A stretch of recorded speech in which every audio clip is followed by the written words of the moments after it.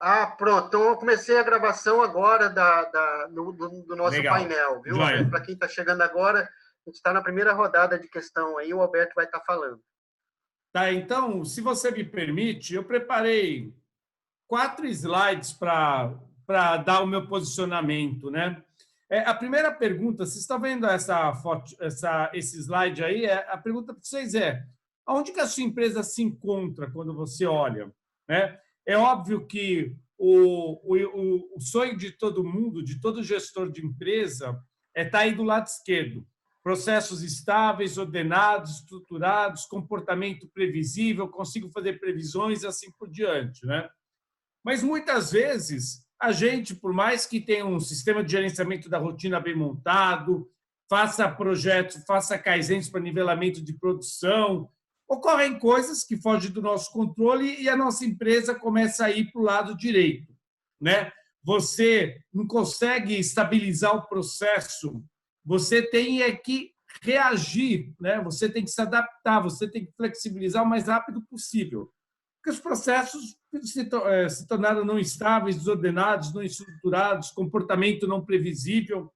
Essa figura ela demonstra claramente a provocação que o Mário fez há pouco, né?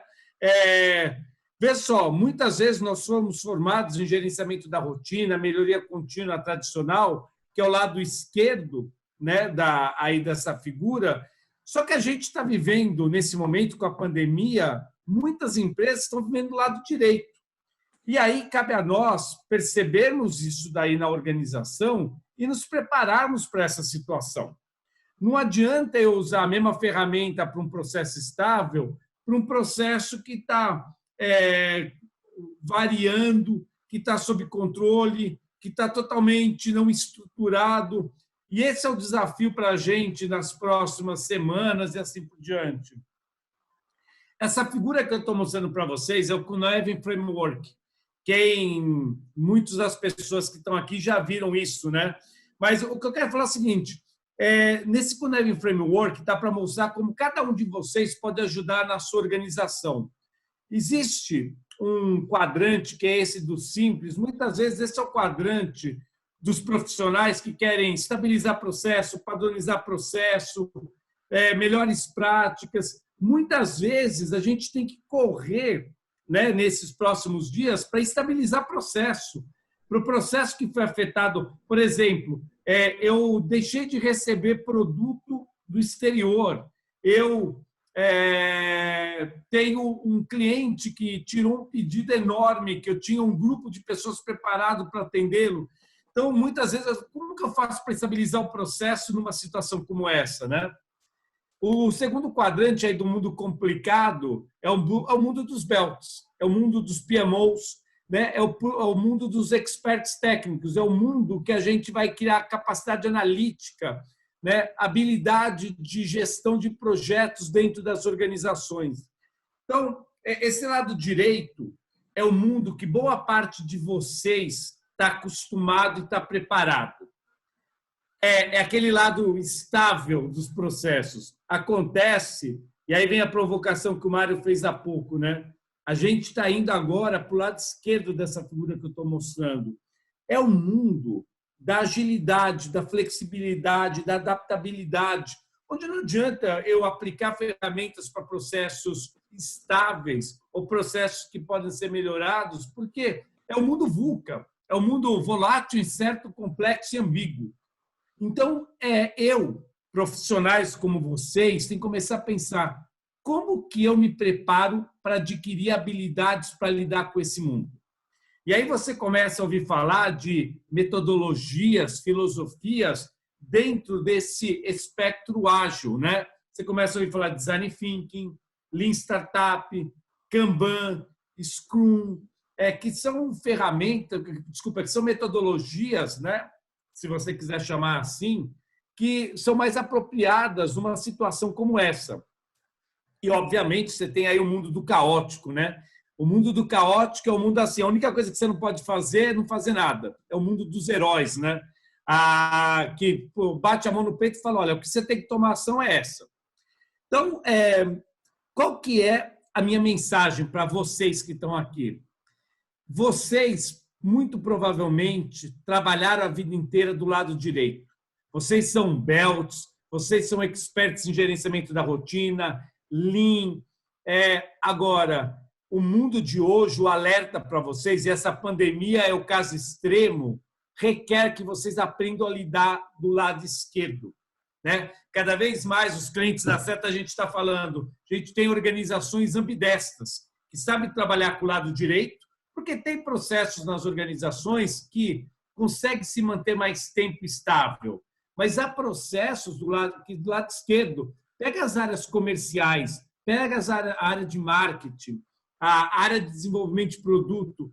Quantos anos eles não sofreram tentando aplicar ferramentas apropriadas para o lado direito em situações que estão do lado esquerdo? Então, a minha mensagem para vocês cara, está na hora da gente repensar o nosso posicionamento, né? Pegando um exemplo do que está acontecendo atualmente, né? Eu imagino o seguinte. Oi, Tadeu? Tadeu, você consegue fechar o seu microfone, meu amigo? Obrigado. Então, lá, pegando o exemplo do que está acontecendo, né? O lado do simples, do óbvio, que está aí do lado embaixo, do lado direito, é o lado de você estabilizar processo, que é um procedimento, um protocolo, um script, né? Por exemplo, quando você chega num pronto-socorro de um hospital, ele tem lá o protocolo pronto para atendimento. Um dos que os clientes da Seta, né, o Albert Einstein, o Sírio-Libanês, mais usa o protocolo de Manchester, que ele tem um procedimento adequado para a gravidade de cada caso. Né? Os belts trabalham muito no que a gente chama aqui, esse mundo complicado, né? Por exemplo, o desenvolvimento de uma vacina. O desenvolvimento de uma vacina é um projeto com etapas bem definidas que precisam ser validadas, onde eu vou coletar dados, vou validar estatisticamente antes de lançar uma vacina. Oxalá a gente consiga lançar essa vacina mais rápido que o normal, mas ela tem que ser validada estatisticamente antes de eu poder lançar no mercado. Né? Esse é o lado que a gente está mais acostumado. Agora, vamos ver para o lado esquerdo. Por exemplo, como que eu faço para diminuir a taxa de contaminação, né, que o pessoal chama de R0, o número de que cada pessoa contaminada contamina, né? Eu posso fazer alguns experimentos. Veja, o modelo mental é diferente. É um modelo que eu vou lançar um experimento, aí eu vou ver se funcionou. Se funcionou, eu continuo. Se não funcionou, eu faço uma outra tentativa. Muda o modelo mental, né? Nós fomos criados para analisar causa raiz, para ter capacidade analítica. Eu tenho que aprender com algo que é engraçado, que quem foi criado do lado direito chamava pejorativamente de tentativa e erro. Né? Por que tentativa e erro para processos estáveis, né? Para melhoria contínua, é visto como uma coisa do passado. O problema, gente, é que para esse mundo VUCA, onde você tem uma tecnologia de comunicação, de informação mudando a toda hora, provavelmente o lado esquerdo é mais apropriado. Né? Eu vou fazer um experimento para ver, vou exigir o distanciamento social e ver se eu diminuo a taxa de contaminação. Se funcionou, eu continuo. Se não funcionou, eu faço uma outra tentativa. Né? Então, o meu convite para vocês será que não está na hora de eu começar a complementar a minha formação com metodologias nesse espectro ágil, né?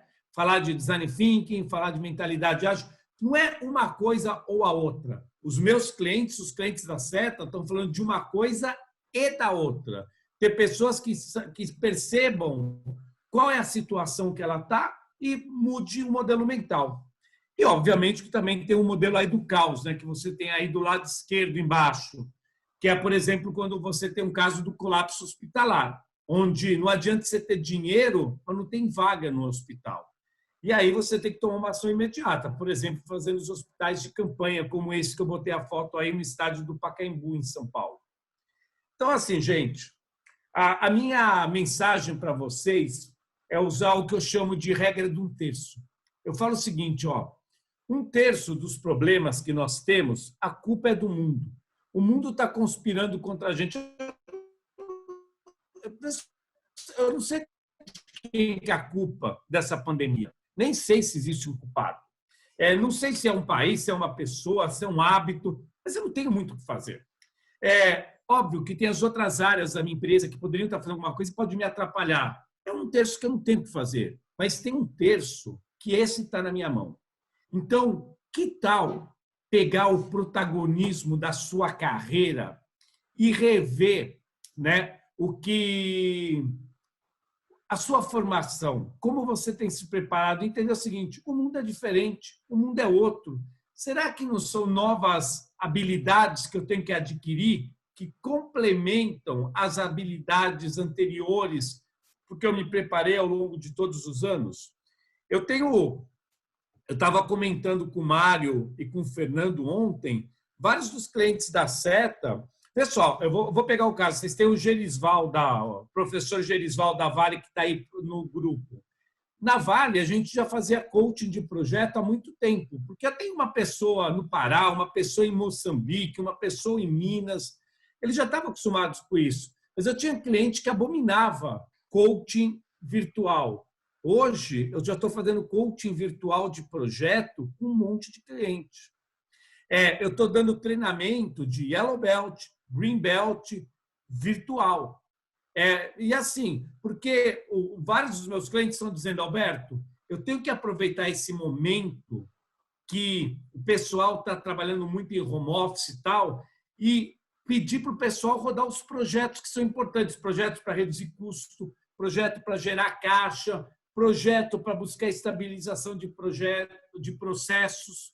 Então, assim, muita gente está pensando: eu vou aproveitar esse momento para fazer aquelas coisas que são importantes, mas não são urgentes, que no dia a dia normal acabam sendo tomadas pela gestão da rotina. Então, muitos dos meus clientes estão falando: eu quero continuar treinando, eu quero continuar fazendo os projetos e vamos fazer isso virtual. Então, ele está trabalhando num terço que ele pode fazer algo. Então, esse é o meu convite para vocês. Tá? Esse é um pouco do que eu tenho aí de opinião para dar para vocês. Eu acho que é um momento bom para a gente refletir sobre a nossa formação. Será que não está na hora da gente complementar com novas habilidades? É isso aí. Vamos lá, pode passar para o próximo, Fernando. Muito bom. Você vai voltar, fica tranquilo aí. Deixa mais uns 2 slides aí. Eu quero passar para o Rodrigues também. Rodrigues, basicamente as mesmas perguntas que eu coloquei para o Mário, né? Como é que a Betânia, né, o teu grupo empresarial, está enxergando essa crise, o impacto que ela está tendo? Eu sei que você tem um contato quase que direto com o mercado, né, na área de logística, está sentindo lá na ponta da linha como é que isso está afetando, né, e como é que a Betânia e vocês, como altos executivos da Betânia, estão fazendo, e que recomendação você poderia deixar para o pessoal. E no final você pode deixar uma pergunta aí para o Alberto responder. Tá bem. Então, mais uma vez, boa noite a todos. Eu já passei por algumas crises, né? Acho que a grande maioria de vocês também passaram por algumas crises, mas a recente agora foi a greve dos caminhoneiros no ano passado, aliás, no outro ano, que eu diria que teve um impacto aí relativamente grande no Brasil. Ela foi mais local, diferente desse momento agora, que é uma crise que a gente não consegue enxergar aí o que vai ser o amanhã, né? Pelo menos a greve dos transportadores aí foi... A gente conseguiu enxergar mais ou menos um rumo, mas ela deu uma parada muito forte no Brasil e teve sim um impacto no sistema econômico. Agora esse é diferente, né? Esse tá envolvido vidas, né? Então a gente fica na dúvida até que ponto a gente consegue avançar e até que ponto a gente não consegue avançar. Os decretos são fortes e duros em relação ao isolamento. O sistema de apoio a todos os governadores ela é importante para poder a gente fazer as contenções que são necessárias, mas tem setores que estão sofrendo mais. A gente da Betânia, eu diria que não posso chamar isso de sorte, mas por estar no setor alimentar, ela sente menos isso. Na verdade, nas últimas 4 semanas, e essa entrando na 5ª semana de pontos mais críticos, a gente está até com vendas muito fortes, né? E agora, com o anúncio de possíveis lockdown em alguns lugares, existe certo medo, né? E todo mundo corre ao supermercado, faz compras, coloca produto na sua despensa, e a gente entende aí uma mudança de comportamento que a gente não sabe ainda como é que vai ser, mas tudo que a gente disser aqui é uma incerteza, né? A gente só começa a achar muitas coisas, mas uma delas é que a gente começa a olhar para o nosso portfólio, a gente não sabe qual o portfólio, a gente deduz algumas coisas que o portfólio deve mudar. Embalagens mais econômicas,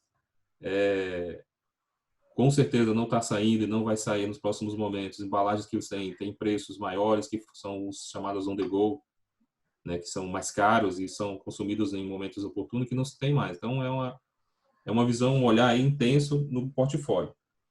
Isso a gente tem visto aí em outros países que já passaram por momentos que nós estamos passando agora, principalmente as empresas que são do mesmo setor, e isso é importante que os belgas se conectem muito forte com isso.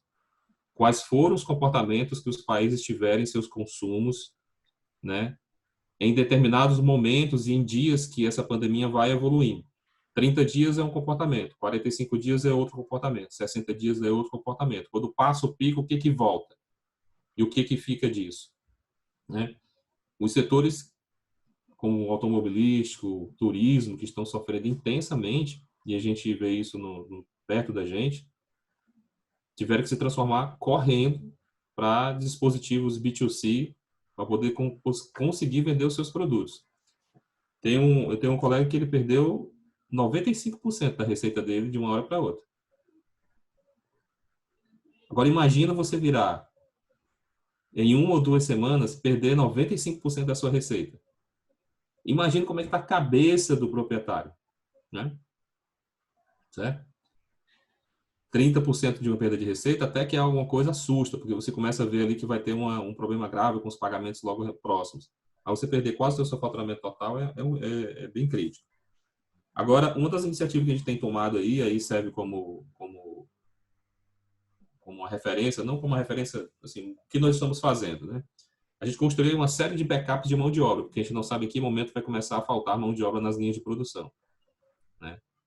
Os avanços aí da Covid no interior, nossas plantas são de plantas de leite, então toda fábrica de leite estão instaladas no sertão, né? Então tem um movimento que foi crescente da Covid, primeiro nas capitais, mas depois na periferia e logo em paralelo nas cidades do interior. E nós estamos vivendo agora com pânico, né?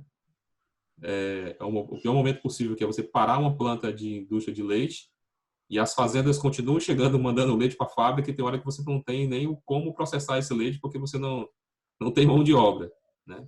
E a gente olhando aí para os outros cenários que aconteceu com a Danone, com a Nestlé na Europa, mesmo na China, os consumos aumentaram, né?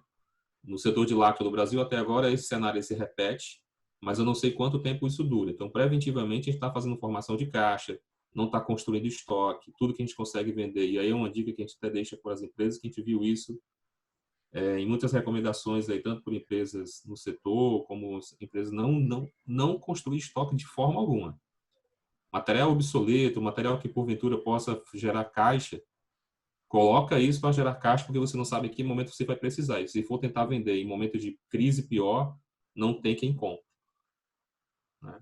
Uma outra coisa que a gente tem acompanhado aí é que projetos que o ganho vai ser longo, médio prazo, suspendemos. Projeto para a gente agora, na empresa, é projeto que vai deixar daqui a 30 dias, daqui a 15 dias, algum resultado imediato, né? Então, é uma forma que os belgas contribuíram, a gente ajustou isso no nosso processo, quais são os projetos que a gente vai ter ganho instantâneo, mas que também gera ganho em escala. Porque se for ganhos que a gente vai ter percentualmente bom, mas não tem escala em função disso, a gente não consegue economizar, porque a gente vai precisar de dinheiro daqui a pouco, esse a gente suspendeu. E consultorias, uma delas que a gente entende que são contributivas, a gente até fortaleceu. Toda consultoria que vai ajudar a gente a ter ganhos rápidos, mas em escala a gente fortaleceu para a gente, né? Deixou mais próximo. Mas são iniciativas dessa natureza, se conectar com o que o mercado está consumindo, o que efetivamente está precisando. A Betânia não é uma empresa muito digital, né? A gente está correndo ainda com algumas formas de atender, mesmo sendo em B2B, B2C, para que nós primeiro aproveitar e conectar com os nossos clientes. Nós temos uma plataforma de vendas que a gente tem com os supermercados, mais ou menos umas 100 lojas aqui no Ceará e no Rio Grande do Norte, que se vender e passar produto no caixa, a gente recebe a necessidade de estoque e a gente faz o ressuprimento. Mas isso para a gente representa aí 5% da nossa receita. O restante é tudo com o vendedor. E tem cliente que sequer quer receber o nosso vendedor, dadas as razões que nós temos agora, né? E aí a gente tem que fazer uma carreira, uma força violenta em função de como a gente se conecta rápido com esses clientes. E isso é uma transformação, né? Essas aí são algumas das iniciativas que nós estamos fazendo, né? Obras, por exemplo, que estão em processo de ampliação de fábrica, expansão de linha. Muitos desses projetos foram suspensos porque a gente não consegue lidar com pessoas que vêm de fora para poder minimizar o estresse que tem em fábrica, que ficam com medo de contatos com pessoas que estão em outras cidades. E uma outra atividade é a construção de backup de mão de obra, né? A gente já está com dificuldade de contratar os que eram backup. Porque quando você tem um backup ali de trazer para dentro de casa, normalmente quando você traz é no momento que você precisa. Só que na hora que você precisa existe... Tem duas situações, a gente está até com dúvida agora se esses incentivos, incentivo não, o benefício que o governo está dando, se está confortando algumas famílias e eles se querem ir atrás de alguma forma de remunerar e perder esse benefício. A gente se deparou com algumas situações que entendemos que é dessa forma, sabe? E backup que porventura estejam dispostas aí, tenham medo aí de em algum momento a gente não quererem se contaminar em alguma situação, né? Mas alimentos, a gente ainda está vendendo bem, né? Mas com medo do que vem para o futuro. A gente não sabe efetivamente e eu duvido muito que qualquer empresa consiga sinalizar. A gente tem muito mais desejo do que certeza, né? Que se vai estabilizar, se vai se conformar. E o que a gente tem percebido é que quem está se destacando são pessoas que sabem lidar com crise. Porque aí eu digo, Fernando, Mário, né, e Alberto, a gente é muito treinado para situações que a gente tem dominância. Mas estar atuando em cima de gestão de crise e gestão na crise são coisas totalmente diferentes, né? Esse é o momento que começa a separar quem é bom, quem sabe lidar com situações críticas, quem tem soluções que conseguem remediar um problema instantaneamente e sustentar ele por algum tempo, né? E nós profissionais nós não somos treinados ou dada a devida atenção aí para poder fazer gestão na crise. Também não temos muitos cenários de crise, a não ser quando a empresa está quase quebrando, né? E aí você tem que tomar algumas iniciativas críticas e fortes para poder tomar decisões, o que pode exigir um pouco de fibra, né? Muito bem. Muito bem, Rodrigues. Quer deixar alguma pergunta aí para o Alberto responder para a gente? Eu deixo aberto para os dois, né? Acho que tanto para o Alberto como para o Mário, depois, Fernando, você também pode contribuir. Assim, a gente tem falado muito no novo normal, né? E aí tem muitas tendências, né? Poxa, o consumidor não vai mais comprar fora de casa, ou pelo menos boa parte dele não vai mais comprar, mas boa parte vai querer, a depender do que ele vai consumir, vai sair de casa, né? O conforto é uma tendência que vai segurar mais. Trabalho em home office se amplia, né? Em que escala ainda não sabemos, né? Mas a pergunta é: esse novo normal já é possível reconhecer? Será que já temos um novo normal nesse tempo ou ele vai se construir ainda em alguns anos, né? Ou ainda estamos tateando no escuro, achando que já existe um novo normal e a gente já começa a acreditar mesmo que não seja? Eu vou fazer um rápido comentário aqui. Eu acho assim, fazendo uma analogia a uma carga de animais, né, no caminhão de animais. Eu trabalhei lá no início da minha carreira, né, com granja, né, e a gente carregava o caminhão e dava aquele freio de acomodação, né? Então, aquela bagunça toda lá e tal, e a gente está nessa turbulência, nessa bagunça, e mais na frente vai ter uma freada de acomodação. Eu acredito que muitas dessas práticas que estão acontecendo hoje de home office, eu vou dizer, falar por mim agora, até eu estou trabalhando muito em casa e estou tendo um rendimento excepcional, né? Então, estou gostando muito do meu desempenho, inclusive nessa crise, né? Que antes ficava muito dentro do cliente e tal, e hoje no contato um pouco mais distante, tendo que me reinventar na forma de contactar, na forma de estar lidando com o cliente. E eu estou aprendendo muito com isso aí. Eu acredito que muitas empresas vão estar convivendo com isso. Eu vou dar um exemplo prático na minha empresa, né? As meninas que trabalham comigo, a Samila e a Lara, né? A gente se encontrava todo dia no escritório e tal. Hoje cada uma está na tua casa, né? a gente está economizando transporte, risco, deslocamento e tudo mais. É possível que seja uma tendência, para mim, no meu caso específico. E, com certeza, para muitas empresas. E vai estar trabalhando dessa forma. Isso vai ser quando der aquele freio de arrumação ali na frente, grande parte do que está acontecendo hoje, dessas adaptações emergenciais que estão sendo feitas, que acabam virando práticas, elas vão acabar ficando. E mudanças de inovação tecnológica vão acontecendo aceleradamente, né? Também eu acredito que vai acabar ficando. Mário, o que você acha, Mário? Deixa eu fazer um comentário também, que o Rodrigues colocou no ponto que eu achei importante, quando ele colocou que as empresas não sabem trabalhar com crise. E eu acho que isso aí, as empresas sabem trabalhar dentro da normalidade, dentro da rotina delas.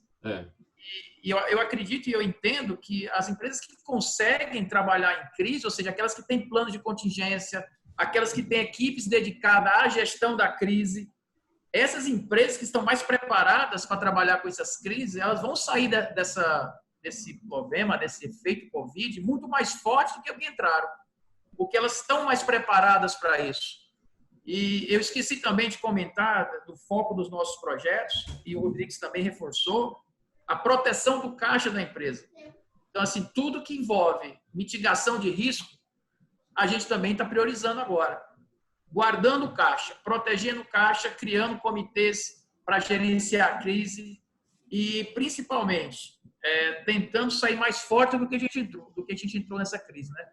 E saber trabalhar com essa crise, eu acho que é um dom que poucas empresas têm. As que conseguem vão sair fortes. Se me permite, eu fiz uma simulação aqui, Alberto, antes de passar para você. Estava trabalhando aqui no Excel, fazendo algumas simulações. Vocês conseguem... Vou compartilhar minha tela aqui para mostrar uma coisa que vai ao encontro do que vocês estavam acabando de dizer aí. A gente está num cenário de crise, né? E a situação, né, com essa pandemia, né, nos leva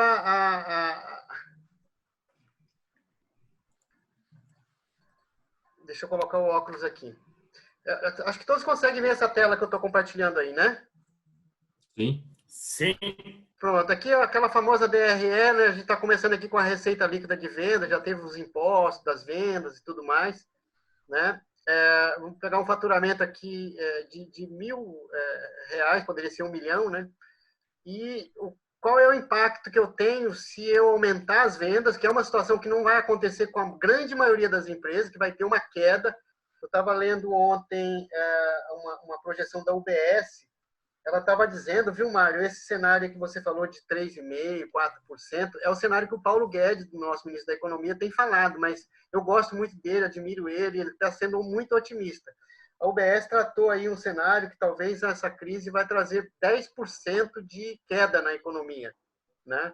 Então, quer dizer, um cenário muito triste. E ela projetou aí, num cenário pessimista, né, que em 2021 ela vai recuperar 3% e num cenário otimista 8%, ou seja, daqui a um ano, né, ela vai estar empatando com o cenário atual.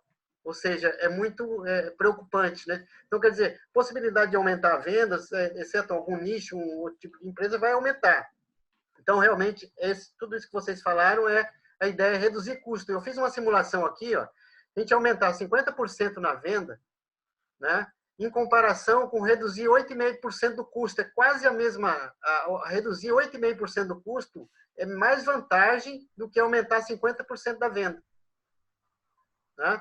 Depois eu até posso compartilhar com vocês essa planilha aí, mas é uma coisa assim que o que o Mário falou, projetos hard dollar, que traz geração de caixa, tem impacto aqui no custo, ou no custo variável, ou nas despesas, né? Isso aqui que precisa de ser feito. Então, todos os projetos, né, não precisa de fazer projeto de melhoria, até não dá tempo de fazer um projeto, tem que ser aquelas ações rápidas, né? Você pegar o São Pareto ali, mapeado da sua DRE e cair em cima para estar trabalhando para reduzir. Eu gostei muito de uma coisa que o Rodrigues falou aí, por exemplo, eles reduziram despesa com uma série de coisas, corte de serviços, de prestador de serviço, né, e deixaram sem fazer isso com consultorias. Eu ainda estou lá fazendo consultoria, viu, Rodrigo? Fiquei feliz de ouvir isso de você, né? Então, quer dizer, é o momento de você usar as pessoas mais capacitadas que a empresa tem para nisso daí. Então, se você vai trabalhar em linhas que têm alto volume, alta margem, são elas. Não adianta você tentar fazer alguma melhoria numa linha que vai ter um impacto muito pequeno no teu resultado. É aquelas que trazem altas margens, altos resultados. E trabalhar exatamente nessa linha aqui, ó. Custo variável é dinheiro na veia, caixa na veia, né? E as despesas o pessoal da controladoria são craque em fazer isso daí, né? Eles começam a mapear lá rapidinho, não precisa nem fazer muita análise, né? Mas custo é mais difícil de reduzir. Até depois eu vou compartilhar com vocês um casezinho de redução de um custo aí, né? Usando uma ferramenta, não é o nosso objetivo estar tratando de ferramentas aqui, só dar uma visão geral, né? Mas assim, você sair de uma situação, por exemplo, de reduzir determinada matéria-prima, né, no teu componente, reduzir 2% dela, ela tem um impacto muito grande. Então, você fazer isso rapidamente, validar estatisticamente, né, por exemplo, usando o teste de hipótese, a gente usava isso muito lá atrás, quando fazia uma melhoria no processo, vai lá, faz análise de variância, testa hipótese, valida, beleza, e toca o pau para frente. Né? Então, coisas rápidas, e aí você precisa realmente de pessoas muito capacitadas para estar ajudando a fazer isso, e pessoas com vontade. Né? Deixa eu acrescentar uma coisa, Fernando, viu? Se me permite. Esse momento onde você pode, por exemplo, estou falando agora de aluguéis, né? A gente é do setor de alimentos, né? Mas temos aí mais ou menos 12 centros de distribuição alugados. Não estamos mal, do ponto de vista de faturamento no momento, mas tem muitas empresas muitas imobiliárias que estão perdendo muitos clientes. Então, esse é o momento de você chegar para a oportunidade, olha, eu gostaria de negociar com você também o custo do aluguel. Porque senão eu vou começar a ter crise igual o teu cliente que está tendo crise aqui. Exatamente. Né? Então, se antecipar. Então, a visão de qualquer um de vocês nas suas operações é perceber, tem que ter cuidado com o medo, certo? Porque o medo ele pode cegar a gente aqui, né? Às vezes a gente está até, mesmo reduzindo o preço com um fornecedor seu, você pode estar ajudando a ele. Tem que abrir a cabeça do seu fornecedor também, porque senão, olha, o cara sopra a garrafa. Vamos pegar o caso aqui de fornecedores comuns nossos, certo, Mário? Né, que são sopradores de garrafa. Se bem que o Mário acho que até sopra a garrafa internamente, né? Mas que fosse o caso. Isso. Né? Ou ele pode estar tendo uma queda violenta no setor, no determinado cliente dele, se ele soprar a garrafa para uma indústria de higiene, se bem que não é o caso, mas se fosse, e eu poder chegar para ele, olha, me ajude a eu me fortalecer, porque senão vai quebrar eu e você junto. E às vezes a gente vai com uma proposta de dar as mãos, é nessa hora que todo mundo se segura e se ajuda. Se abraçar. Alberto, quer fazer um cumprimento aí? Eu tenho usado muito, para responder esse tipo de pergunta, o livro de um autor chamado Nassim Taleb. Não sei se alguém de vocês já leu o livro dele, mas ele tem 3 livros que deveriam ser lidos na seguinte ordem.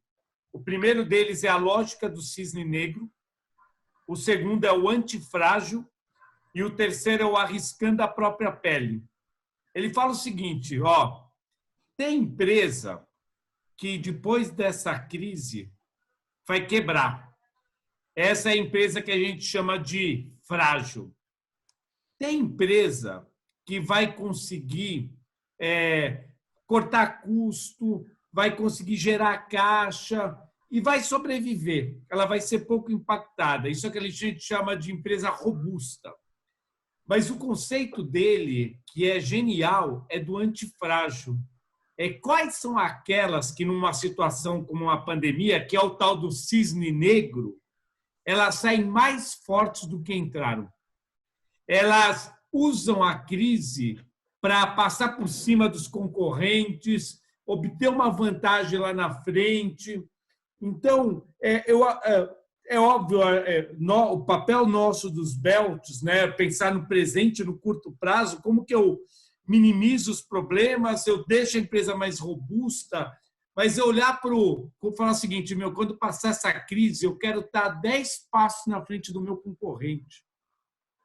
Essa vai ser a grande sacada. É isso aí. Essa que vai ser a grande sacada. Porque assim, gente, vamos pensar. A gente pode olhar o copo meio vazio e falar, poxa, essa pandemia era algo que eu não estava esperando. Mas, olha, tudo leva a crer que o índice de mortalidade é de 0,5% a 1%. Né?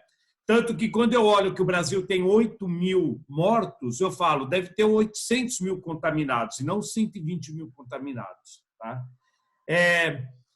Tem 8 mil mortos. Agora, imagina se essa pandemia fosse, por exemplo, tivesse um grau de contágio como o do sarampo, ou um grau de morte como foi o HIV no começo, né, ou ebola. Então, será que a gente não está sendo preparado para um problema muito pior? Se vier algo muito pior lá na frente, a gente vai estar muito mais esperto do que estava agora, vocês concordam? Então, será que a gente também não pode pensar e falar assim, como que eu posso ser mais antifrágil quando essa situação se repetir no futuro? Então, eu acho que é um conceito novo que o Nassim Taleb está trazendo nos livros dele, que eu falo assim, como que eu lido com esse mundo complexo e como que eu saio mais forte com isso? Acho que essa é a grande sacada que a gente deve ter. Né? É ruim. A gente tem que lamentar todas as mortes. Uma morte já é significativa. Mas, cara, vou aprender, porque podia ser pior. Já pensou uma doença que mata como ebola, que mata como o sarampo, se tivesse o mesmo grau de contágio da Covid-19? Então, que tal a gente usar a situação para se preparar a ser mais antifrágil no futuro? Eu estava usando isso aí, Alberto, outro dia vendo, só para te dar um pouco de elementos aí, né? Vou dar um exemplo de uma empresa automotiva que, obviamente, as automotivas estão praticamente todas paradas, né? Mas tem empresa que não vai conseguir retomar assim que liberar, porque ela importava algumas peças lá da China e a China não está produzindo esse tipo de peça. Eles vão ficar 1 mês, 2 meses parados após a retomada, com a linha toda parada de montagem. Né? Então, isso aí, para nós, aqui no Brasil, vai ser uma lição muito grande. Será que a gente não deveria ter desenvolvido melhor a nossa indústria, os nossos serviços, para comprar aqui, fortalecendo mais ainda a nossa economia e ficar tão dependente de produtos, especialmente da China, vamos falar assim, né? Eu acho que isso aí vai ser uma grande lição, talvez, para nós aqui, vai trazer essa lição positiva, e muitas empresas vão sair, obviamente, fortalecidas, muitas vão ficar para trás, né? Mas a gente talvez vai estar pensando muito mais em estar desenvolvendo um fornecedor aqui do lado. Você pode estar conversando com ele, né? Concordo claramente. Eu concordo Esse também. É o momento das parcerias, né? Então, a visão do Alberto, quando ele colocou ver o copo cheio, né? Metade do copo cheio, eu acho isso aí, eu também compartilho essa visão. Eu acho que a gente tem que ver o legado que essa crise vai trazer para as empresas, para as organizações, para as pessoas. Eu posso eleger aqui alguns legados que, na minha visão, vão se perpetuar. Eu acho que o respeito pelas pessoas, a gente às vezes as empresas se preocupando com as pessoas, a gente vê cada vez mais as empresas se preocupando com os seus colaboradores, com o bem-estar dos seus colaboradores. Eu acho que isso vai se perpetuar. A gente vê uma onda de solidariedade aí fantástica das empresas e isso também vai se perpetuar. Isso vai ser um legado positivo dessa crise. E eu vejo também algumas transformações digitais que vão se perpetuar. Essa própria reunião que nós estamos fazendo aqui agora, ela vai ter continuidade. Ela vai se perpetuar pós-crise. Vai ser um legado que essa crise vai nos dar. Eu vejo também um achatamento da estrutura organizacional como uma consequência lá na frente. Eu acho que a pirâmide vai enxugar um pouco. A gente vai ter menos níveis hierárquicos. E eu vejo também uma mudança muito forte até no perfil dos líderes. Vai ter efeito positivo aí também. Imagina os líderes que têm como comando e controle a sua diretriz de gestão. Como é que eles vão estar agora num mundo onde as pessoas estão trabalhando remoto e home office? Deve ter gente pirando a cabeça aí. Então, eu acho que isso não vai dar para controlar todo mundo. Será que meu funcionário está trabalhando agora ou não? O que será que ele está fazendo? Então, acho que vai ser um legado também importante para as pessoas, essa visão de líderes, né? Essa que é a minha contribuição, com esse ver o lado positivo que vai acontecer, né? Vai vir muita coisa boa também, pós-Covid. Eu vou aproveitar a onda, viu? Assim, no começo, como a gente está experimentando bastante, no começo a gente fica com, não é dúvida. Eu nunca tive problema com delegar para alguém e eu só quero o resultado, né? Às vezes por uma questão não de capricho, mas de formação, o método que ele utilizou para saber se está consistente, para saber se não é frágil, lá na frente não vai perder tudo e colocar tudo de água abaixo, às vezes é alguma coisa que é feita de forma superficial. Então eu sempre dou um timor na equipe, a equipe sentir um pouco a chacoalhada da responsabilidade da boa análise, né? O Fernando já tem visto isso, né? A gente só ganha dinheiro quando a gente faz o negócio e não perde lá na frente. Não adianta nada você economizar muito na manutenção e lá na frente ter que pagar caríssimo porque a máquina quebrou. Exatamente. Né, cara? Foi ótimo na economia na gestão de pacotes de gasto, mas economizou na manutenção, fez merda. Né? Mas no começo eu senti, sim, a equipe distante. Então, uma das formas é você construir entregas. E quando eu falo em entregas, eu não falo querer ver muito o como ele fez, porque nesse momento você não vai ter como você ficar vendo como a pessoa fez, mas que as entregas cheguem, né? É uma forma de você deixar a equipe ocupada, e é tão bom que ele não fica tão assim, né? O elemento Covid, tem gente que pira com isso, né? Mas também do gestor entender que as tarefas estão andando mesmo que remotamente, né? Então tem que ter uma rotinazinha. Só, olha, eu preciso que você me entregue na terça tal coisa, na quarta tal coisa, vamos acordar isso aqui e checar. Esse instrumento todo de reuniões virtuais, né, que nós estamos experimentando aí com esse boom de uso do Zoom, do Google Meet, das outras plataformas de videoconferência, a Proxime tem que usar, né? E às vezes eu peço para ver o rostinho de cada um, né? Porque é uma forma de você ver se o cara está confortável, bem suficiente, de tal forma. Para ter ligado, não, Wagner, pode ficar à vontade. Mas é porque é uma forma de você humanizar mais esse momento, sabe? Porque a distância já é complicado, a improdutividade pode acontecer. Eu digo isso também porque eu passei muito tempo aqui, agora eu estou indo na empresa algumas vezes na semana. Você pode ter uma certa improdutividade porque você é dominado pelos filhos, né, por uma rotina que você não estava na conta. A secretária não estava mais aqui em casa, era eu que tinha que fazer o almoço. Eu estava trabalhando, passei a fazer o almoço das crianças 12h30. Né, elas tudo do lado. E aí, quando é que vai fazer o almoço? Calma que eu estou em reunião. Né? Mas é bom a gente mudar até a forma de cobrar os projetos. Né? Quais são os entregáveis? Qual é a rotina de verificação, as ferramentas de colaboração que tem aí no mercado que uma pessoa responde, atualiza a sua ação e você já sabe se está ok, você vai lá, checa se tem evidência objetiva, se não tem. Né? Isso é uma tendência muito forte de utilização agora. Né? E se desarmar, realmente. O Mário falou que tem gente que é preso a controle muito próximos, né? Tem gente que está sofrendo pra caramba. Eu não vou negar que eu sofri um pouco, não, mas já estou quase curado. Essa história de quem Eu vou... Fala, Desculpa, Mário. Fernando. Não, pode falar. Eu vou pedir... Nós temos aqui um expert na mesa de liderança, né? Nós temos o Alberto Peseiro, que é formador de líderes por muitos anos na GE. Eu gostaria de ouvir a opinião do Alberto, Fernando. Me desculpa.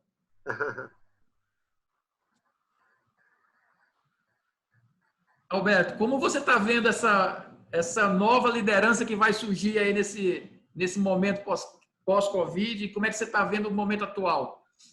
Na verdade, você está tendo uma aceleração de uma mudança de habilidades de liderança que já havia iniciado nos últimos 2, 3 anos. Você começa a falar de profissionais que são mais... no passado, a gente dava muito valor para planejamento, né? Para quem planejava e entregava.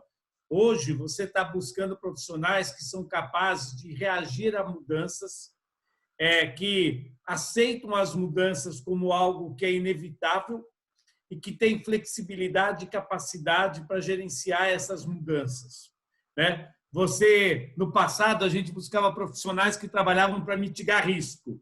Hoje você já está falando de profissionais que entendem que as falhas fazem parte, elas existem e eu tenho que aprender com elas. É uma mudança de conceito, né, completamente diferente do que nós tínhamos antes, né? Se antes o forte era a gente com raciocínio lógico, analítico, eu começo a pensar o seguinte, olha, de gente capaz de pensar soluções nunca antes tentadas, né, práticas emergentes ou práticas inovadoras.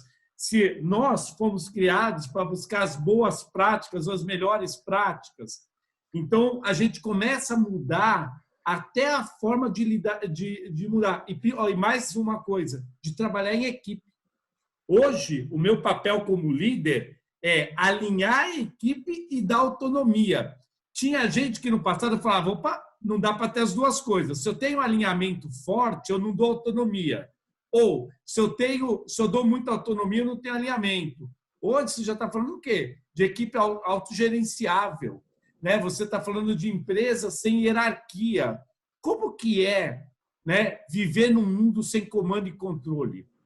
É óbvio, esse é o tipo da habilidade que ninguém reconhece, mas muitos de nós somos, sim, controladores, queremos follow-up. Como vai ser o mundo onde esse tipo de hierarquia, comando e controle não vai existir? Então, se você pega os treinamentos de liderança da SETA atualmente, por exemplo, que a gente dá para Daimler Corporate Academy, a Universidade Corporativa da Mercedes-Benz, ou para a Jack Rotonville da GE, as habilidades de liderança são completamente diferentes das habilidades de liderança que a gente dava 20 anos atrás. Então, mais uma vez, não estou dizendo que a gente é ultrapassado porque foi treinado. Eu estou dizendo, sim, que a gente tem que abrir o olho e adquirir essas novas habilidades. É isso que está acontecendo. E assim, não é que está mudando, já mudou. Perfeito.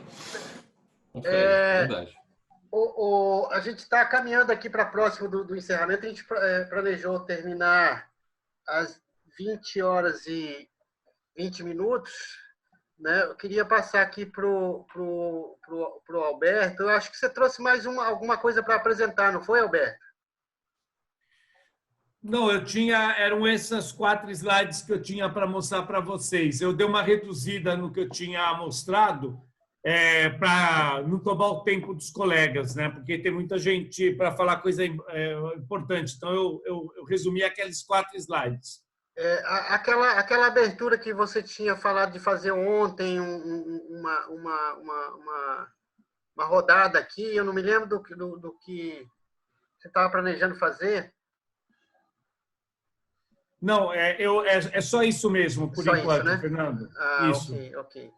Eu tinha passado aqui para falar para o Mário fazer aqui algumas considerações finais dele, o que mais que ele enxerga como executivo, aquela instalada, depois o Rodrigues, né? E também depois para o Alberto fazer as considerações finais dele também. Bom, antes de entrar nas considerações finais, tem uma pergunta da Janaína que ela fez para mim, qual seria a nova hierarquia? E aí o Alberto fez o favor de me responder, né? Vai ser uma organização sem hierarquia, né? Nós estamos caminhando para isso. Eu coloquei que a gente vai transitar por uma organização com menor hierarquia e o Alberto complementou, não, vai ser sem hierarquia. Então, Janaína, a resposta é essa aí. É uma organização que não terá hierarquia, ou vai ter muito pouca hierarquia. Acho que essa é a resposta do Alberto, acabou me ajudando aqui. Então, as considerações finais, eu acho que eu vou entrar muito no que o Rodrigues também falou, acho que a questão das incertezas em momentos de crise, isso assombra todos nós, né? A gente fica todo mundo muito tenso, muito como pessoa e como organização. Mas eu acho que é importante também levar a mensagem de esperança, né? De levar a mensagem que a gente tem medo, é natural, nós somos seres humanos, mas a gente tem que levar a mensagem para os nossos colaboradores, para as nossas famílias, de esperança. E que as empresas encontrem caminhos, que são caminhos diferentes, né? Cada um vai ter que encontrar o seu caminho, não todos vão ser iguais, e que as empresas encontrem caminhos para continuar viva a chama da esperança. E que eu tenho certeza que nós vamos sair mais fortes, como pessoas e como organizações. E esses legados aí vão se perpetuar. Então, acho que mais uma vez agradecer a participação, um abraço para o Alberto, para o amigo Rodrigues, para o Fernando e até o próximo encontro. Tá, mas não vai embora já não, porque nós vamos abrir aqui para uma ou outra pessoa que queira fazer alguma pergunta. De repente vem uma pergunta para você aí, tá? Não some não, hein? Rodrigues. Eu vou, assim, eu não sei se eu falo de recomendação, mas que seria assim, uma recomendação, né? Usar aí o dom da criatividade, não é um dom da criatividade, mas todo dia quando eu acordo eu tenho uma espécie de uma ideia, sabe? Não é bem uma ideia, mas é a hora que a gente acorda tá com a mente fresquinha, né? Existem alguns momentos que a gente consegue criar algumas soluções, mas esse exercício também de construir a solução faz parte de um hábito. Então, a gente precisa desenvolver um hábito de construir algumas ideias e ter um pouco de ousadia de fazer, né? Isso o empresário quer muito ver do seu sócio, do seu parceiro, do seu funcionário, né? A ousadia é um negócio que a gente às vezes tem muitas ideias e tem medo, né? Isso faz parte do perfil de muita gente, mas é necessário a gente ser um pouco ousado, principalmente agora, nesses momentos de crise. Mas vai se transformar, as empresas vão. Eu não sei quanto tempo isso vai levar, se é 1, 2, 3, 4 ou 5 anos para a gente encontrar esse novo normal. Eu ainda tenho esperança que quando passar esses 2, 3 ou 4 meses seguintes, a única certeza que eu tenho é que daqui até dezembro vai ter muita calçada para a gente subir, né? Mas a gente tem que subir. Né? Não pode desanimar, não. Eu diria até que se tiver que gastar muito tempo para poder fazer uma coisa, não faça não. Faça uma coisa que venha logo rápido na resposta de uma solução, por qualquer ela que seja, porque por mais que dê errado, pelo menos você tentou, né? E eu acho que tem muitos donos de empresa por aí, eu converso com muitos e tenho muitos colegas que eles estão um pouco desesperados com soluções, né? E essa hora, tudo que a gente puder fazer para ajudar, seja na sua empresa que você trabalha, seja na empresa de alguma amiga, é a hora de você, né, para dar o passo à frente. Se voluntariar, Fernando. Né? Oi, Alberto. Eu preparei aqui uma pergunta para a gente fazer para o pessoal, aproveitando esses últimos minutos. Se você permite, posso mostrar para o pessoal? Por favor, eu acho que era isso que a gente tinha combinado ontem, viu? Agora eu entendi. Eu estava aqui preparado e esqueci. Mas está aqui, ó. Deixa eu colocar para vocês. Pessoal, ó, essa é uma enquete com vocês. O que você acha do treinamento de Belt 100% virtual? Eu queria a opinião de vocês. Eu quero saber o seguinte, tem 3 opções bem simples. Acho nada produtivo, pode ser parte virtual, parte presencial, ou eu acho que tem que ser 100% virtual. Eu queria a opinião de vocês.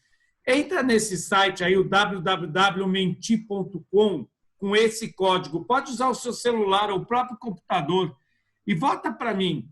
Qual que você acha que é a gente queria a opinião de vocês, aproveitando que a gente está falando de se adaptar a esse novo momento. Opa, já tem gente votando. Vamos lá. Se tu deixar aparecendo, vai induzir a resposta, viu? Não, não olha para frente. Depois eu tenho algo a dizer sobre isso. Eu tenho uma experiência vamos ver o resultado bacana. primeiro. Vamos ver o resultado.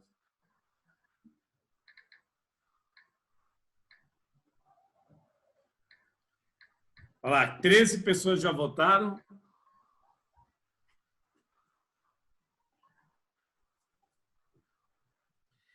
Vai ser legal porque aí, Mário, a gente pode usar isso para fazer o fechamento, né? Verdade.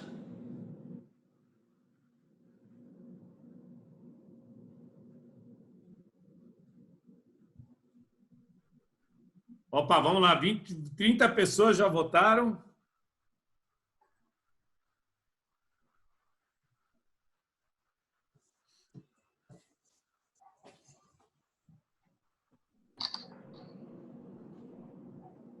Fernando, quantas pessoas nós temos online no momento? 87, né? Opa, ainda tem bastante gente para votar, então, ainda. Ainda não foi metade. Eu levei 10 minutos para entrar no site aqui, mas pela minha falta de habilidade mesmo. Fernando, você tem que mudar isso aí, viu? Tem que ser mais on.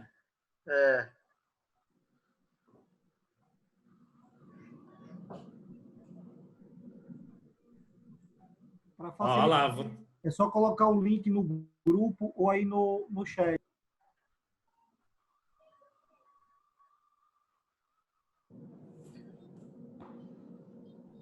Fernando, coloca esse link no chat. É só colocar o www.menti.com e ele já pede o número das perguntas. Eu acho que vai...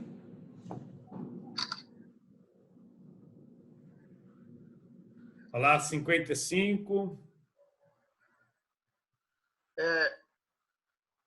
Eu acabei de fazer uma pesquisa, nós estamos com várias turmas em andamento que está suspensa as aulas por causa do Covid, né? E as turmas que estão em andamento, a gente fez uma pesquisa, eu estou esperando aumentar o tamanho da amostra para ela ser mais consistente, mas, assim, o resultado que deu, usei até a matriz de Kano para fazer a mensuração, me surpreendeu. Tem bastante gente que é bem diferente, tem gente que não quer, né? Então está dando ali bem na linha da indiferença. É o que tá, mais ou menos que está aparecendo aqui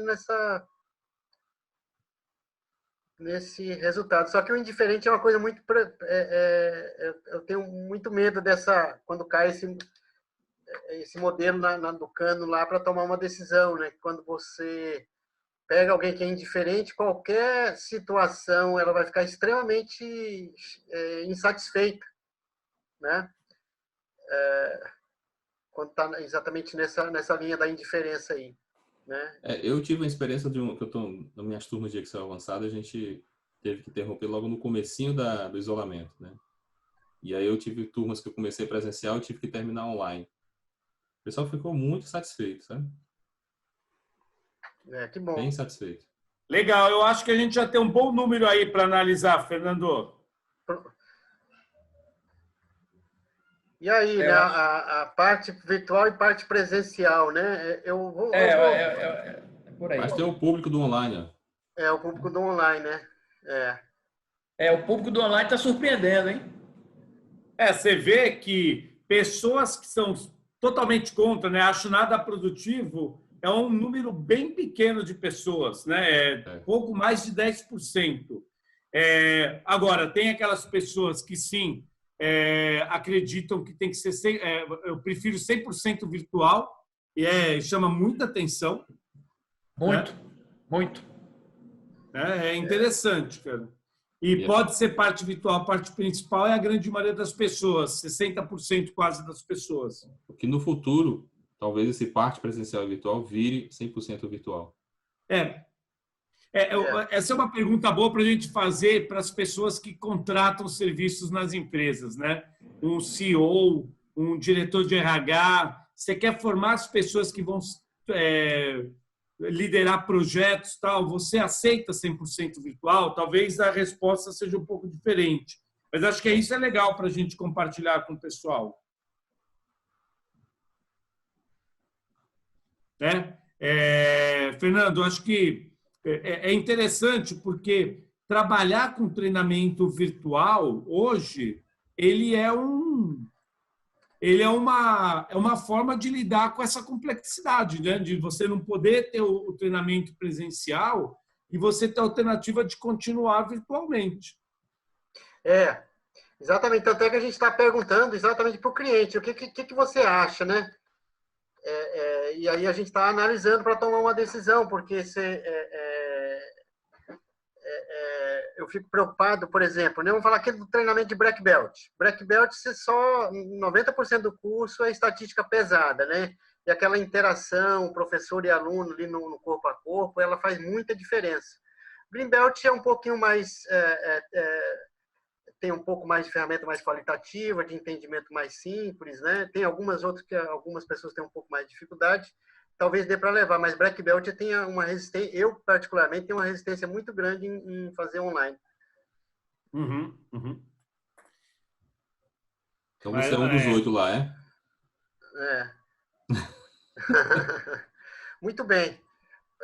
Eu queria aqui, pessoal, a gente está perto do horário que a gente tinha programado, 1h20 para 1h30. Eu queria deixar aberto aqui o microfone para quem quiser fazer alguma colocação. Tem uma pergunta aqui, Fernando, que foi feita a mim, eu poderia logo já responder ela, né? Enquanto o pessoal vai pensando aqui. Tu tá lendo aí a pergunta? Posso ler aqui? Pode. Aqui, Grande Rodrigues, eu fiz o seu curso de Excel avançado contigo na Unifor em 2019. Né? Como a Betânia, apesar de não ter queda nas vendas, está buscando uma melhoria contínua no seu processo de compras, de acordo com uma previsão que é muito incerta. Né? A pergunta aqui foi feita pelo Fábio Mendonça. Eu não estou vendo o Fábio Mendonça aqui Se quiser dar um oi aí, Fábio, só para... Cadê o Fábio? Senhor. Tá aqui. Bom, a gente não dá para comprar a longo prazo, certo? Não dá para fechar grandes compras, embora algumas compras estejam tentadoras pelos preços que estão sendo que nós estamos encontrando, dado aí algumas categorias de produto, alguns insumos, algumas matérias-primas, a gente está começando a... Nada que está relacionado a dólar, porque tudo que estiver relacionado a dólar é mais difícil, mas estamos inclusive recebendo propostas com dólares congelados em outrora, né? Dada a baixa venda de algumas categorias de insumos. Mas aí pensando pelo menos no 1 mês ou 2. Não passa disso. Porque se a gente comprar para mais tempo, a gente pode cometer uma falha aí de se superestocar com algum determinado item. E aí dinheiro transformado em estoque é perda de dinheiro em aplicação e não fazendo essa escolha, não. Pelo menos não nesse momento. Né? São tiros curtos. Não sei se eu respondi, mas é isso. Rodrigues, obrigado.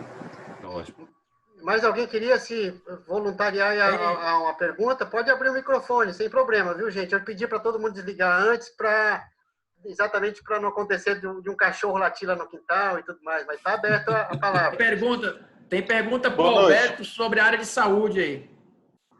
Queria fazer uma pergunta.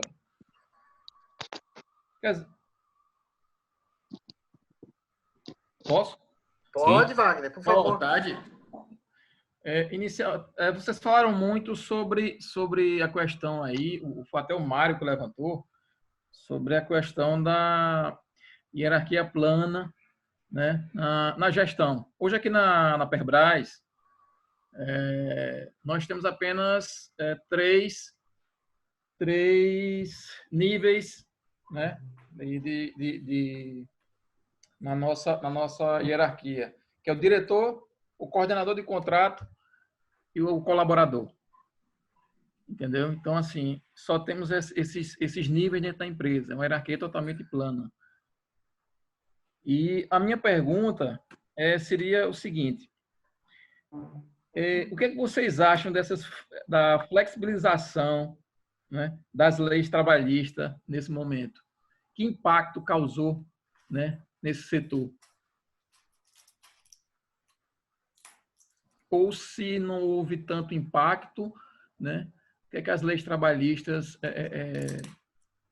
ou podem mudar, ou se não está causando nenhum tipo de impacto? Não sei se vocês entenderam minha pergunta. Você tem os decretos que foram feitos agora e as medidas provisórias ou as leis trabalhistas mais antes do Covid? Antes do Covid. Antes do Covid. Mário, posso começar? Pode começar. Eu acho que assim, tem muito empresário que estava pedindo, pelo amor de Deus, que isso acontecesse. É verdade. Certo? Porque o nosso sistema de encargos trabalhistas no Brasil ele é muito pesado para o empresário. Muito. Né? E dado ao modelo de criação que ele foi feito, foi um modelo que protege o funcionário. Né? Agora, tem as duas visões. Né? Para o funcionário, tem perdas, né? Quando ele se apropriava mais rapidamente de um seguro, né? Então ele causava determinados comportamentos. Não estou falando de pessoas que têm formação como nós, mas eu não diria nem formação, eu diria mais comportamento, né? Que não estava muito aí para a empresa, que quando ele saísse em pouco tempo ia se apropriar de algum benefício, por menor que fosse, mas para ele era suficiente. E isso trazia para dentro de casa uma improdutividade muito grande, né? Para você conseguir colocar, a exemplo de vocês que colocam projetos em andamento, para você fazer uma pessoa cumprir um projeto, é muito difícil. Óbvio que ainda vai ser, né? Não vai ser tão rápido isso. Mas quando a pessoa tem medo de perder o emprego porque ele sabe que não vai ter aquele benefício que antes, O empresário estava precisando de ajuda. O empresário é a pessoa que faz a máquina funcionar no país, né? Ele precisa, sim, de ajuda, né? A minha esposa tem uma empresa de sorvetes. Ela é pequena, ela faz tudo, ela vende, ela produz, ela entrega, ela paga conta, ela faz tudo. Mas tem funcionários. Toda vida que tem que desligar um funcionário é 2 meses chorando aqui, porque é caro. É caro contratar, é caro manter, é caro demitir, né? Eu acho que tem os benefícios para o empresário que tanto esperava, sabe? Aí, dado alguns empresários fazerem tantas besteiras antes também que faziam, né, em colocar em mão de obra informal dentro das suas operações, eu acho que ajuda a encorajar um pouco mais a formalidade que tinha. Então, eu vou complementar a pergunta, né? A gente passou 1 hora aqui falando em reinventar, né? Reinvenção. Nós estamos no momento de reinventar, de pensar diferente, ter competências diferentes, ter liderança diferente, reinventar processo. A gente passou 1 hora falando isso aqui. E aí a gente olha para o lado e vê que as coisas não mudam, as leis não mudam, elas são intactas, né? Há tanto tempo a mesma coisa, nós estamos fazendo as mesmas coisas o tempo todo. Então a gente aprendeu se você faz as mesmas coisas o tempo todo, como é que você vai ter um resultado diferente? Não vai, né? Então eu acho que a gente tem que avançar também nesse lado, a gente tem que reinventar também as leis, a gente tem que se adaptar a esse mundo VUCA que o Alberto trouxe aqui para a gente tem que se reinventar e trazer junto essa mudança na legislação, não só a trabalhista, mas muitas outras leis que tem hoje na sociedade que não estão compatíveis com o nosso mundo atual. Fiscais, tributárias, né? Fiscais, tributárias, trabalhistas e por aí vai. Ser empresário no Brasil hoje é uma aventura. Desafio, porque eu vou usar o exemplo que o Paulo Guedes fala, né? Coloca uma bola de ferro numa perna, outra bola de ferro na outra, que são os encargos trabalhistas, os tributos, né? E tal, e a China vendendo aqui, né? Enfim, quer dizer, a infraestrutura péssima. O Rodrigo, que é da logística, aí não me deixa mentir sozinho, né? É muito caro a logística. Né? E quer dizer, o empresário é um herói, ele é um herói e ele é visto como um bandido por grande parte, né? Acho que ganha muito e tal. Eu me arrisco a dizer assim, excetuando bancos, né? Uma empresa que dá aí um lucro líquido acima de 7%, aí me fala aí que eu vou bater palma para ela, né? Excetuando bancos. Então é muito difícil. Até um comentário que eu ia fazer, aquela demonstração que eu mostrei para vocês ali há pouco, né? Um perigo danado, e muitas empresas vão cair nessa armadilha, tenho visto já, em baixar preço. Você não consegue baixar preço, a não ser que você já trabalhava com preços, um sobrepreço, mas raras empresas trabalham dessa forma, né? O mercado está bem regulado, então raras empresas têm sobrepreço, então muitas estão desesperadas baixando o preço. Fazer uma promoção ou outra, ok, mas baixar preço é a maior armadilha que qualquer um de nós podemos cometer. Ontem eu estava até conversando com o Alberto um pouquinho sobre esse assunto, né? Uma vez que você baixou o preço, né, para vender exclusivamente, depois você não consegue mais voltar para o patamar, porque o cliente vai te perguntar, mas por que você estava vendendo tanto, agora está menos tanto e tal, por mais que você explique a situação e tal. Então, é uma armadilha muito perigosa, trabalhar na redução do custo. Você trabalhou na redução do custo, você pode, aí sim, mexer no preço, mas não mexer no preço para sobreviver. É a maior armadilha que qualquer um pode cair, é colocar o preço lá embaixo para vender, para sobreviver a curtíssimo prazo. A médio prazo, depois ele não consegue mais voltar ao patamar ideal. Ô, Fernando, tem uma pergunta aqui do Rafael Isídio, para o Alberto, que eu também estou curioso na resposta. A pergunta é, na sua opinião, qual seria a área potencial da saúde para aplicação de ferramentas Lean Six Sigma? Não sei se o Rafael Isídio ainda está aí no grupo. Os hospitais, os grandes hospitais do Brasil, têm feito uma iniciativa muito forte de Lean nas áreas de pronto-socorro, a fisioterapia, enfermagem, né? Então, em hospitais, né, essas áreas operacionais são uma oportunidade de projetos de Lean, de Kaizens rápido, enorme, que está dando muito certo. É uma iniciativa muito bonita de Lean para os hospitais públicos, né? E Seis Sigma para a parte administrativa, gerencial, né? Você fazer um projeto para... hoje está muito em alta, projetos para aumentar giro de paciente, né? O paciente entrar e sair o mais rápido possível. Reduzir glosa, né? O que é a glosa? É o hospital cobrar o plano de saúde e o plano de saúde não pagar porque fala que tem alguma coisa errada. Reduzir ciclo de tempo para receber do SUS. Eu respondi uma outra pergunta que foi feita aí. A área de healthcare é uma área que está super em alta. Hospitais, plano de saúde, quem vende equipamento para essa área. É uma área que nos próximos anos vai faltar profissional bom para trabalhar. Tá?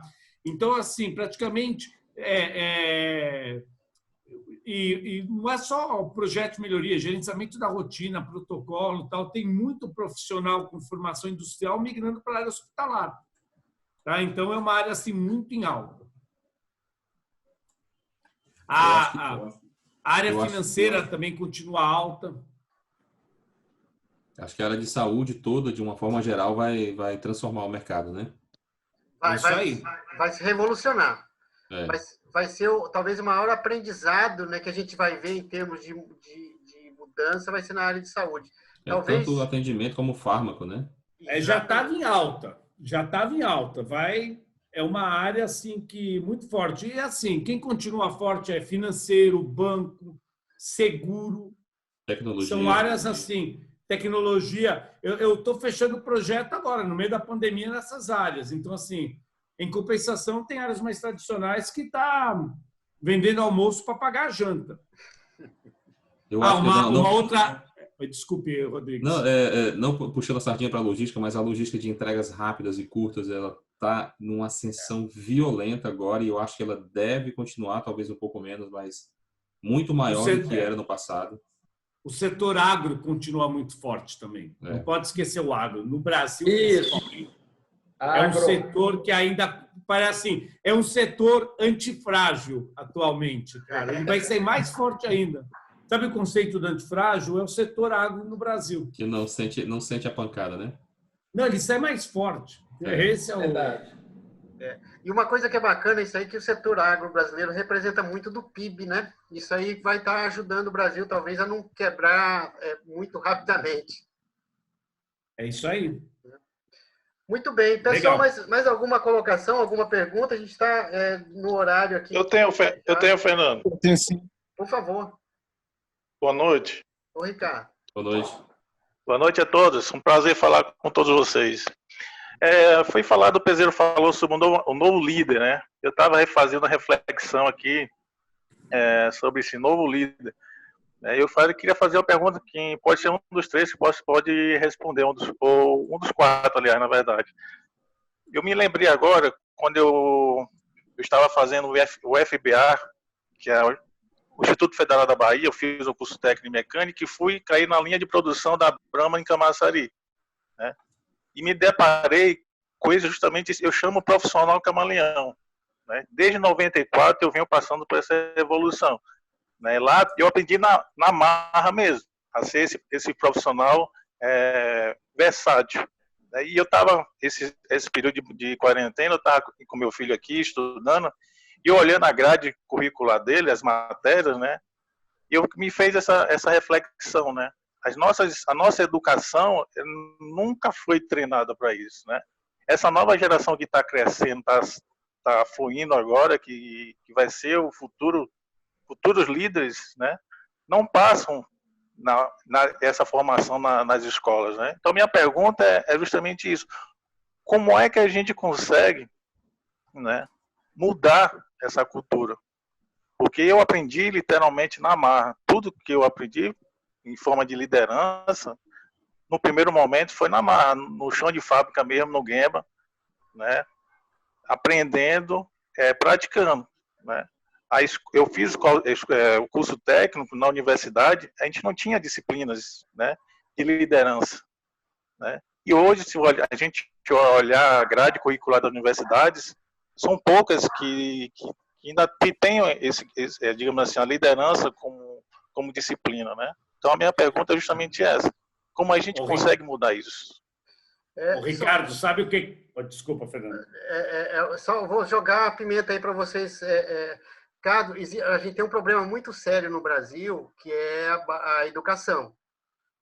A formação de base lá, desde o infantil até o ensino médio, ela é muito precária, é muito fraca. A pessoa vai lá, faz uma universidade depois e sai sem saber nada. Eu fui professor universitário durante quase 12 anos, né? Enfrentei muitos alunos que vinham na curso de administração de empresa para aprender sobre liderança, qualquer outra coisa, a pessoa não tinha aquela base. Então, a gente tem esse problema e esse gap vai atrapalhar muito a gente. Mas pode falar, Alberto. Não, eu estava falando o seguinte, eu aposto que muitos de vocês, se forem olhar a grade curricular atual da universidade que vocês se formaram, a grade ainda é a mesma. Sabe o que vai acontecer nos próximos anos, cada vez mais, seja na faculdade, ginásio, colegial, vai ter uma grade curricular diferente de ano para ano. Isso já acontece, a Singularity University nos Estados Unidos já é assim. Cada ano é uma grade, dependendo do que está rolando. Então, Ricardo, a tua pergunta, o que vai acontecer é esses caras vão ter que acordar e repensar completamente, porque não adianta você dar um curso de liderança com uma grade de 20 anos atrás. A gente já falou, é completamente diferente. Eu vou completar. Eu ia falar exatamente isso. As poucas universidades que falam de liderança e ainda falam com há 20 anos atrás, a visão de um líder de 20 anos atrás. Elas não estão atenadas nesse mundo que a gente está vivendo. Eu ia falar exatamente isso. E esse tema liderança, ele é tão relevante, eu acho que caberia até uma live posterior só sobre liderança. Ele é tão importante nas empresas que eu diria que a empresa é um tripé. Liderança, sistema de gestão, que é onde está aí o Lean Six Sigma, é onde está gerenciamento de rotina. E o outro pé são pessoas. Então, pessoas, liderança e sistema de gestão é o que forma a empresa. Então, ele é extremamente relevante e não é à toa que a gente vem discutindo isso aí há tantos anos. E há tantos anos que a gente vê o perfil de líder mudando. E as empresas, organizações estão evoluindo, mas as universidades não. Quem está lá nos bancos acadêmicos continua falando a mesma coisa. Então, é totalmente desconectado. Eles precisam se reinventar também. Muito bem. Mais alguém queria fazer alguma pergunta? Tem algumas perguntas aqui no time do chat, viu, Fernando? Tem uma pergunta aqui Boa que noite, eu posso responder. Pessoal, eu tenho uma pergunta. Ah, sim, pois não. Eu gostaria de saber como a inteligência artificial pode ajudar a maximizar os ganhos e ajudar a área de melhoria contínua a enxergar aquelas oportunidades que geralmente são mais difíceis de enxergar. Essa eu posso ajudar aqui. Mesmo antes de falar um pouco antes de inteligência artificial, existe aí a concepção de formação de dados, né? As empresas ainda não são muito estruturadas com dados. Tem um monte de... Aliás, dados estruturados. Tem dados espalhados para tudo que é lugar. Dado de máquina, dado de mercado, dado financeiro, dados logísticos, dados de produção, tudo espalhado. Fazendo com que as empresas dêem um passo para a inteligência artificial, tem uma coisa que tem que se preparar antes, que é a estruturação de dados, para que a partir dele você consiga construir uma série de informações, e a partir dessas informações você consiga gerar processos decisórios, né? Ainda tem pouca gente com isso, viu? E é outro mercado. É um mercado oportuno para isso, né? Do ponto de vista tanto de ferramenta como de metodologia. Acho que vale logo aí todo mundo já ir pensando em como buscar formação. Eu lembro quando eu fiz a minha primeira formação foi em análise de dados, análise de sistemas, né? E ainda programei em Pascal. Né? Se alguém lembrar o que é isso, se eu falar em Pascal, minha menina pensa que é Páscoa, né? Mas o que tem de de capacidade de estruturação de dados, é um mundo rico de tendência, de análise com Big Data, sabe? De projeções de números, com projeções de tendências, com análise de regressão, isso de forma mais dinâmica. Mas aí vai logo da formação instantânea de todo mundo de como se apropriar desses dados, viu? Porque por mais que as empresas tenham um desejo enorme de usar isso, não sabem ainda usar. Em paralelo, gera oportunidade para os profissionais, né? Eu acho que vale a pena ser curioso, chamar algumas empresas especializadas nisso, né? Pedir para ajudá-lo como estruturar dados e fazer algumas análises de projeções. Olha, quando você vende isso, nesse preço, determinados canais aqui compram, ou compram mais. Toda vida que um determinado produto que você vende, sempre você vende outro. E por que não vende esse outro? Né? São coisas desse tipo. Ajudar sempre a empresa a vender mais e a gastar menos. De alguma forma. Muito bom. Eu sou completo. Entrando na parte de estruturação de dados, de análise de dados, né? Isso cada vez mais está sendo feito online. Ou seja, todos nós somos analistas de dados. Um Belt é um analista de dados. Só que o que eu tenho visto é uma migração do offline para o online. Todas essas análises que a gente faz hoje usando Minitab, usando outras ferramentas estatísticas, são feitas offline. E o mundo está tão dinâmico que isso não é mais suficiente. Ou seja, esse tempo que você demora para analisar um dado offline e retornar com a resposta não é mais suficiente. Nós temos que partir para uma análise online, ou seja, em tempo real. Quando uma solicitação, seja de onde for, que você precisa dar uma resposta, que essa resposta seja dada rapidamente. Então, eu vejo muito nessa linha aí de inteligência artificial, Big Data, tudo caminhando aí para a gente ter respostas mais rápidas para as demandas que estão sendo solicitadas. Aí o profissional muda, né, Mário? Porque o comportamento do profissional de geração de informações, ele passa a ser um profissional de tomada de decisão e atitude, né? Porque ele vai ter que interpretar o resultado e, muito provavelmente, mudar processo. Aí, mudanças estruturais, físicas, de como fazer as coisas, né? Daqui a pouco a gente usa, as duas empresas, tanto a Vivid como a Betânia, usa máquinas da Tetra Pak, né? Tem equipamentos que elas geram suas estatísticas e informações online, né, na própria máquina, e você recebe no seu e-mail diariamente toda a performance da linha de um determinado dia até ontem, né? Ou instantaneamente. E já te diz onde é que estão os problemas da máquina, onde é que provavelmente vai quebrar, em que momento você vai ter que trocar uma peça.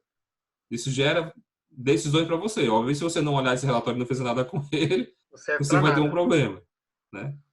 Isso aí. Perfeito. Muito bom. Ótimas respostas aí, né? Mais alguma colocação, pessoal? Não, né? Eu preciso desligar, que eu preciso jantar. Nós passamos um pouquinho do tempo, a previsão era até 8h30, passou para 8h42, com a sala lotada ainda, né? Eu fico muito, muito feliz com isso. Eu queria agradecer especialmente vocês pela participação, pela confiança em todo o grupo que está aqui. Eu fico muito feliz com isso, fico muito feliz da gente estar buscando trocar ideias, né? Ninguém sabe tudo, a gente tem que ter humildade de reconhecer que a somatório de todos nós aqui, a gente consegue criar soluções mais efetivas, né? Eu estou até com a minha câmera desligada aqui, a gente consegue criar soluções mais efetivas, então eu fico muito contente de reunir tanta gente boa do Brasil todo. Tem gente do Canadá aí, que o Rodrigo se identificou, da Argentina. Eu fico muito, muito satisfeito. Queria agradecer, Rodrigues, pela tua disponibilidade. Sei que você é uma pessoa extremamente ocupada, né? Todos aqui são extremamente ocupados, mas se disponibilizar a doar 1 hora do teu tempo, né, para todos vocês aí, eu fico muito feliz com isso. Mário, também, muito obrigado. Você está muito cansado, que hoje nós nos falamos aí umas 6 horas da manhã, você já estava na fábrica, né? Então, eu sei que é cansativo para você, né? Agradeço muito aí a tua dedicação. Alberto, especialmente, obrigado pela parceria, grata satisfação em compartilhar a tela com você. Tá? Eu queria só passar assim para vocês se despedirem e deixar aí o meu grande abraço para todos. E quem sabe em breve a gente se encontra por aí, né? ou virtualmente. Eu espero que presencialmente também, né? Quem sabe. Deixar aí o meu grande abraço para vocês. Passar para o Rodrigues rapidamente despedir, depois o Mário e o Alberto no final para fechar. Eu tenho mais a agradecer pelo convite, viu, Fernando? Fico feliz. Eu gosto de conversar, não tem. O meu horário realmente ele é corrido, mas sempre tem um tempo. Para quem gosta do que faz, o tempo aparece. Né? Eu fico feliz em colaborar e contribuir com alguma dúvida. Tem respostas, perguntas que surgiram ali que não deu tempo e não vai dar tempo de fazer as respostas, mas se depois você quiser, Fernando, formular elas e copiar, eu posso responder individualmente uma ou outra que ajude. Eu acho que o momento é esse, é nos ajudar, sabe? Acho que tem muita gente que tem muitas dúvidas nas suas operações, é o momento de a gente compartilhar aqui algumas coisas que nós passamos. Todo mundo vai passar por algum problema e a melhor forma é você humildemente ligar para alguém e perguntar como é que fez, né? Acho que aqui é um momento para isso também, a gente acaba nos ajudando e nos conhecendo. Se alguém quiser pegar meu contato com o Fernando, é só me ligar, sabe? Não é feio, muito pelo contrário, eu acho um ato de coragem quando a pessoa liga para alguém e pergunta, rapaz, eu estou todo, né? T asterisco ou C asterisco, como é que eu faço? Me dá uma ideia aí, você já passou por isso? Porque pode ser que eu não tenha passado e pode ser que eu não saiba a resposta, mas eu vou lembrar de alguém que passou por isso, né? Rapaz, eu não tenho aqui, não sei, mas eu sei a quem perguntar também. E as coisas vão, né, se encontrando e se ajudando. Eu acho que esse momento está todo mundo tão... O Mário falou agora, está todo mundo ajudando de várias formas. Uma forma também de ajudar é essas conexões que a gente constrói. Tá? Legal, muito obrigado, Rodrigues. Fernando, pelo convite, viu? Obrigado. Mário? A mensagem final é de esperança, né? Eu já tinha colocado isso anteriormente, a gente sair dessa mais forte. Eu acho que todo mundo tem que manter essa chama de esperança para todos. Vamos sair forte, vamos pensar positivo, isso vai passar e a gente vai sair, encontrar caminhos para sair mais forte. Eu acho que esse aqui é o grande recado. Agradeço o Fernando pela participação, o mestre Alberto, prazer, o amigo Rodrigues, estamos sempre juntos aí nessas caminhadas. Sim. E vamos fazer novamente esses lives, acho que tem sido muito rico e é uma forma de a gente também fazer as nossas ações de solidariedade, né? Deixa de ser também um momento de compartilhar conhecimento, compartilhar informação, acho que é um momento bem oportuno também para compartilhar essa nossa experiência, nossa vivência.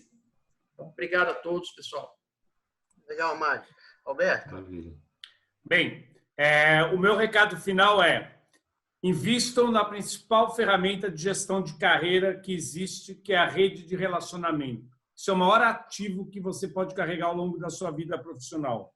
Vocês têm aqui no grupo de pessoas alguns dos melhores profissionais na sua área no país. Estou vendo um monte de gente boa aí, o Daniel da ArcelorMittal, o Tiago da Ardar, Gerisval da Vale, um monte de gente boa, não consigo nominar todo mundo. Então, assim, aproveita. O Fernando deu a chance de vocês se conectarem, de vocês se conhecerem. Invistam tempo e energia na rede de relacionamento.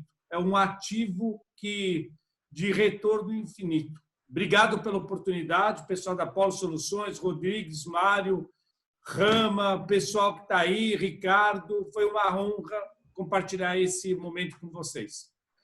Legal, Alberto. Muito Maravilha. Obrigado novamente. Obrigado a todos. A mensagem que o Mário deixou é de esperança, né? Eu acho que a gente nunca pode perder a esperança e a fé, né? E tem que se levantar e correr atrás, né? Um ato de coragem. Então, eu desejo para vocês aí muita saúde, se cuidem, né? E desejo aí muito sucesso para a gente atravessar junto e sair do outro lado vivos.